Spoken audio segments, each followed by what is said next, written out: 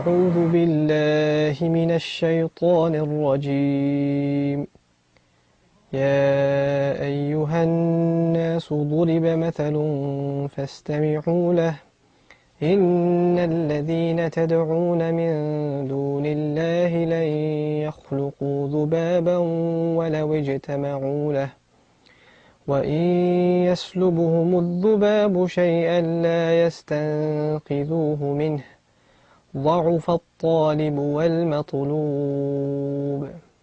الله العظيم. رب اشرح لي صدري ويسر لي أمري واحلل عقدة من لساني يفقهوا قولي. I greet you with the universal greetings of Islam. Assalamu alaikum. May the peace and blessings of Allah be upon you. I'd like to share with you some ideas today regarding psychological disorders that exist predominantly in the United States and the Western world that are affecting many a household and many of our youth and many of our families that we don't seem to have an answer for. We sought the answer with the church, we sought the answer with psychiatry, we sought the answer with medicine. People are on Prozac, antidepressants, people are seeking counseling, and it doesn't seem to be making the situation better. It actually seems to be piling up and increasing, and it's something that's a very serious concern for the healthy growth, the intellectual, spiritual growth of a nation, that they address the psychological, the mental, the spiritual disorders that exist in that society. In that light, I'd like to share with you one ayah, one sign, one verse of the Quran, where Allah says, Ya ayyuhan nas, an example is being struck, O mankind, Ya ayyuhan nas, O all of mankind. ضُرِبَ مثل, an example, a parable is being given. فَاسْتَمِعُوا لَهُ, then listen to it carefully. Before I go on, one thing that we should appreciate about all human beings is that we are weak in the sense that we don't pay attention to the ideas, rather we pay more attention to the one giving the idea. So perhaps when you're looking at me, you already have certain conclusions made about what I will say or what I carry in me. So before I even get to say it, you've made your decision, either in a positive sense or in a negative one.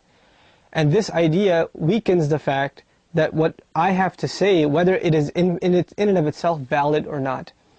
And this weakness of the human being is being addressed in this verse by Allah, making it in the passive voice. ضُرِبَ مَثَلٌ, the example is being struck. Allah didn't say here, God strikes an example, Allah strikes an example. He said an example is being struck. Meaning that the focus, the attention that has to be paid is to the example, the content, the idea that's being presented itself. Forget for a moment who is giving you this idea. Forget for a moment the face that you're looking at. Forget for a moment the book that this idea is coming from. Just pay attention to the content itself. Evaluate it for what it's worth. ضُرِبَ مَثَلٌ فَاسْتَمِعُوا لَهُ. An example is being given. Pay due attention to it. Pay your focus, your attention to it. إِنَّ الَّذِينَ تَدْعُونَ مِن دُونِ اللَّهِ لَنْ يَخْلُقُوا ذُبَابًا. Those who are calling on other than God, the ultimate God, Allah, they couldn't even create a single fly. Some of you probably are wondering why I'm calling him Allah. Why don't I just call him God? Well, the term God has German roots, and it's actually something alien to classical Semitic culture. And even in Hebrew and classical versions of the Bible that were translated into Arabic, the term Allah was used for God. So it's not something alien to the Christian world. Actually, the term God is more recent, and the term Allah, even to the Christian and Jewish phenomenon, like Elohim and Eloh, which are the same roots in Arabic as Allah, are common words. So though it sounds today with all the hype about Islam and all the terms that are used, that Allah is the name of some strange God, it's actually something very familiar to those of knowledge from the Christian and Jewish tradition. But back to the subject that I was referring to. The example itself is that those who call on other than Allah, they couldn't even create a fly. لَنْ يَخْلُقُوا ذُبَابًا. They would never be able to even engineer a fly. They may be able to create airplanes or computers, networks. They may be able to create masses of armies. They may be able to design skyscrapers. They may be able to produce massive amounts of incredible technology. But God's example in this ayah, Allah's example in this ayah, is referring to a very small creature, a fly.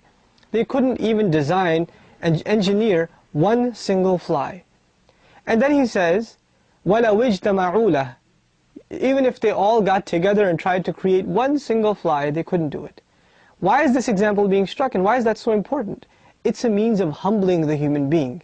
We've become a people that appreciate the things around us so we can benefit from them. But we don't have an appreciation for the things around us that are giving us a sign that these are creations of a higher force. The harmony in every plant, in every tree, in every cloud that's floating in the air, every fly and every bird that's floating in the air. It's reflecting, it's pointing us in a direction that we're refusing to look at because we're too centered towards ourselves. So we're being humbled by this small, tiny example of a fly. But the example doesn't stop here. Allah says, وَإِنْ يَسْلُبْهُمُ الذُّبَابُ شَيْئًا لَا يَسْتَنْقِذُوهُ مِنْهُ. If the fly itself tried to take, it took away something from your food. It took something away from you, a tiny speck of your food. It doesn't matter if you're the president. It doesn't matter if you're the general of a great army. It doesn't matter if you're a millionaire or a homeless person. Whoever you are, how much ever power you may have, that one speck of food that this fly took away from you, no matter what you do, you cannot get that speck back. You can kill the fly, or you could try. You could try and catch it. But this tiniest example is humbling the human being, in that no matter how much wealth he amasses and how much status he has in a society, he is still humbled by the smallest creation of God. So here, God is reminding us to be humble, to reflect on His creations, even the smallest of them, that can lead us to humble ourselves before our Master.